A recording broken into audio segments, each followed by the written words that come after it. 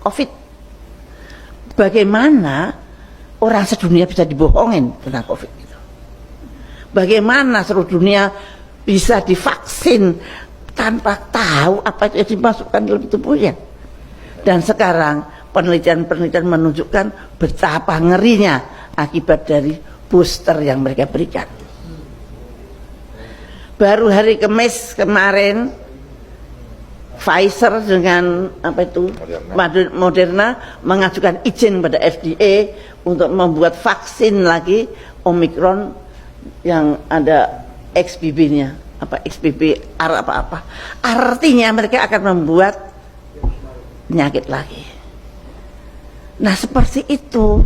Kalau kita terus seperti ini, kapan kita mau selamat? Bapak-bapak, kita harus berhenti untuk bersangka baik tata cara di negara ini. Kita harus mencari jalan dengan cerdas, mencari jalan keluar dengan cerdas. Kalau menurut saya, ya harus ada revolusi konstitusi tanpa ampun. Nggak bisa lagi dengan 2002.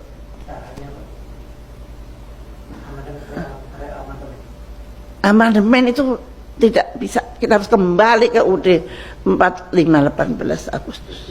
Itu yang perlu dipikirkan. Yang itu yang harus kita janganlah kita nanti BPJS kita betulkan, nggak akan bisa betul. Lahirnya sudah tidak betul. Dan itu proksi. BPJS bukan untuk kesehatan rakyat, tapi untuk mengumpulkan dana dari rakyat kecil yang akhirnya dibawa oleh pemodal.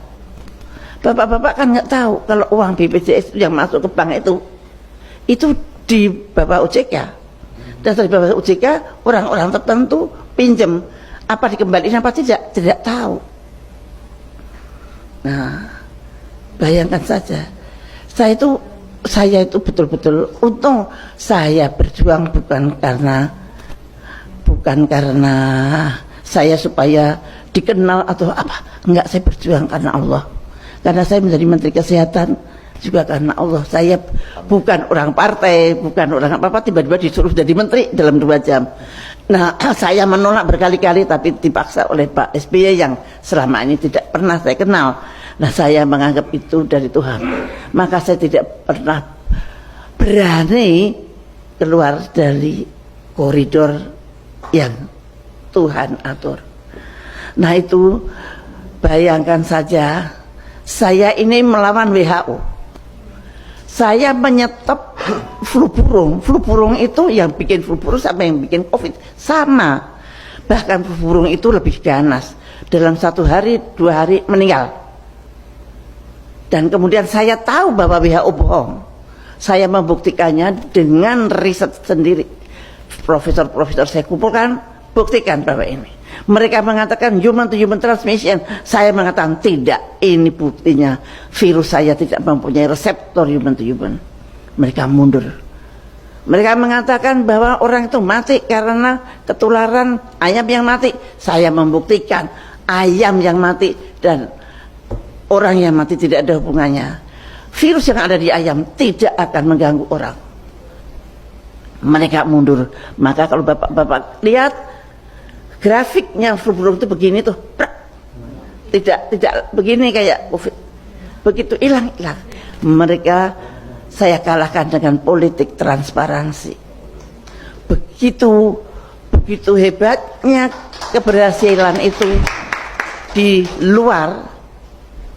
Dan saya tahu bahwa ada sesuatu yang berbahaya di negeri saya, yaitu Namru. Namru saya tutup, Pak. Dan saya baru tahu kira-kira 5 bulan yang lalu bahwa saya satu-satunya orang di dunia yang berani nutup laboratorium biologi Amerika di negaranya.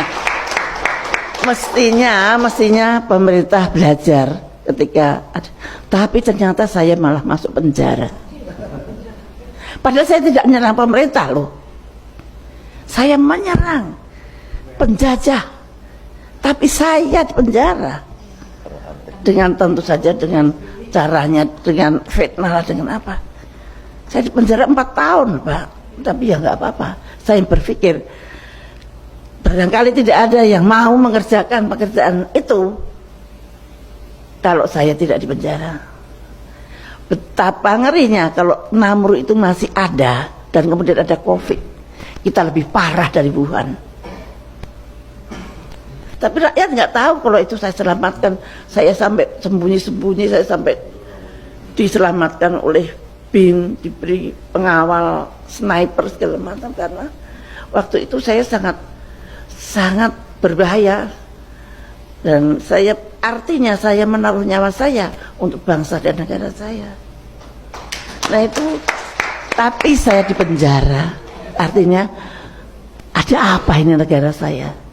Tapi saya sudah tahu persis, dan bahkan pada waktu di penjara teman-teman saya dari luar pada nengok, dan saya tahu siapa yang memenjara saya, dan saya pasrah pada Allah. Allah selalu mempunyai rencana sendiri, dan alhamdulillah saya masih hidup sekarang, masih bisa bicara di sini, dan Allah barangkali memberikan, tularkan itu semangat kedaulatan itu, tularkan itu semangat yang tidak takut dengan siapapun. Dan tolong jangan percaya non sewu Bapak ekonom, izin Pak ekonom, Bapak buat Pak izin Pak. Nuwun sewu, aku baru mau ngomong sama Pak. Nuwun sewu, angka-angka itu saya dari dulu tidak pernah percaya. Angka-angka itu dari BPS, kadang saya kan di sidang kabinet. Misalkan angka itu tidak begitu bagus, presidennya, mbok jangan begitu, tolong diturunin sedikit. Saya selalu berantem itu. Kemudian saya karena membuat Jamkasmas, saya maunya rakyat miskin semua tercover. Waktu itu yang saya cover baru 86 juta. Nah, saya dimarahin sama Menteri Keuangan. Bu Menkes itu senengannya lebih banyak orang miskin, padahal itu real. Ini saya dapat catatan itu dari ibu-ibu PKK yang tahu. Bu PKK itu ngangon 10 orang, mana yang miskin banget, mana yang tidak, dia apal banget. Nah itu betul-betul angka yang real. Tapi kalau menurut Menteri Kesehatan, Menteri Keuangan cuma 36 juta, saya 86 juta. Akhirnya Pak SBY dengan bijaknya, ya sudah, yang lainnya near miskin. Near poor. Nah itu jalan. Tapi saya terima kasih bahwa dia tidak, ya kita nurut ke Departemen Keuangan dong, enggak. Nah angka itu seenaknya menurut kemauan mereka, tujuan mereka. Bappenas itu yang ngatur uang itu bukan kayak kita Pak, kulitnya orang-orang asing yang kita hanya template saja. Dan lucunya saya heran banget, saya dari kecil diajarin ibu saya, kalau kamu punya pendapat 10.000, tabunglah yang 2.000 atau 3.000, yang lain kamu pakai, yang ditabung ini untuk nanti kalau untuk apa-apa misalkan gitu. Ternyata itu konsep yang sangat dibenci oleh penjajah kita. Duit kok ditabung itu berhenti katanya, mengganggu pengelolaan keuangan dunia. Nah, yang namanya APBN itu selalu sekarang 1.000, tahun depan harus 1.200, tahun depan lagi harus 1.400. Tidak peduli berapa pendapatan kita.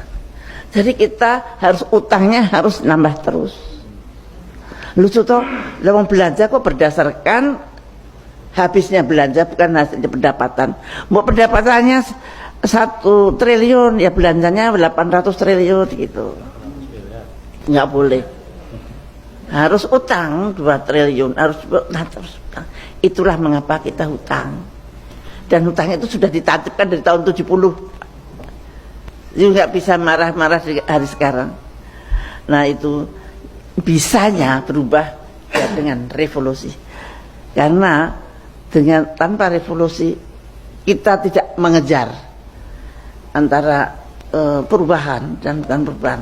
Sekarang banyak sekali perubahan, ada presiden yang ini yang perubahan, apa benar dia tahu apa yang harus dirubah?